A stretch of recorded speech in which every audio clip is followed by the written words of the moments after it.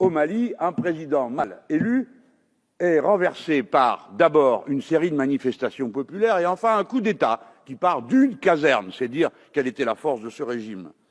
Et depuis, nous avons un gouvernement qui n'est élu par personne, dont nous sommes l'allié avec qui nous menons la guerre. Des voix s'élèvent pour que d'autres encore soient intégrés dans la coalition. Hier, j'ai entendu à la Commission des Affaires étrangères le représentant du groupe Modem demander que le Sénégal soit également inclus. Heureusement, le ministre a répondu qu'il était contre cette dilution et j'ajoute que, bien évidemment, nous sommes tout à fait contre une telle dilution de la situation. Ce gouvernement, légitime ou pas, il se retrouve pris dans un accord d'Alger dont le ministre dit qu'il est excellent, après tout le ministre a le droit de le penser, mais il apparaît, si mes informations sont bonnes, que ni les représentants de l'opposition au Mali, ni le gouvernement de fait n'en approuvent le contenu parce qu'il y voit une opération de partition de son pays. Ce qui, pour nous Français, n'est pas notre problème en quelque sorte. J'ai envie de dire que si eux le pensent, alors c'est eux qui auront le dernier mot, car je le rappelle, le Mali appartient aux Maliens. Et avant que l'on se pose des questions sur ce que sont nos intérêts, il est bon de se demander, des fois, par fraternité, par égalité de considération, quels sont ceux des Maliens, et le mieux est de le leur demander à eux-mêmes par une consultation démocratique. Voici où nous en sommes. 8 ans de guerre, 55 Français morts, 5 milliards d'euros dépensés, 2 millions de civils déplacés. Cette année, 12 de nos militaires sont morts, 2 millions d'euros par jour.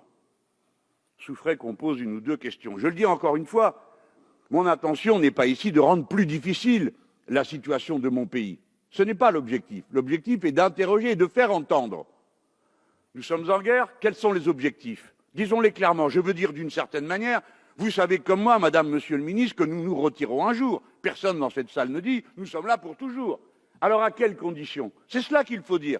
Et comment compte-t-on les atteindre? À quelles conditions? Que faisons-nous là-bas? La guerre au terrorisme? Depuis quand la France fait la guerre à des concepts? Ce sont les États-Unis qui font ça. En Afghanistan, et on a vu le résultat. Qui est notre ennemi au Mali? Qui? Parce qu'il ne suffit pas de dire les djihadistes. Moi, je pose une autre question. Qui paye ces gens-là? Personne ne fera croire que les malheureux qui sont maintenant achetables pour peu dans une carrière militaire autour du lac Tchad qui se vide et où la catastrophe écologique devient une catastrophe politique. Qui les paie? Il faut nommer l'ennemi qui paye, parce que qui paye commande. Et quelqu'un paye. Si aujourd'hui vous nous dites qu'il y a plus de djihadistes, il faut se demander pourquoi. Est-ce à cause de notre présence française ou bien parce que quelqu'un y met plus d'argent? Ceux-là doivent être pourchassés et punis, parce que c'est eux qui organisent le désordre dans toute la zone. Monsieur le ministre, madame la ministre, dites-nous qui est le bailleur de fonds de la guerre que nous mènent nos ennemis. Merci, Monsieur le Président Mélenchon. En effet, il faut conclure d'un mot. Monsieur le ministre, nous ne sommes pas d'accord, je l'ai bien vu hier. La paix ne peut pas se construire avec des tyrans.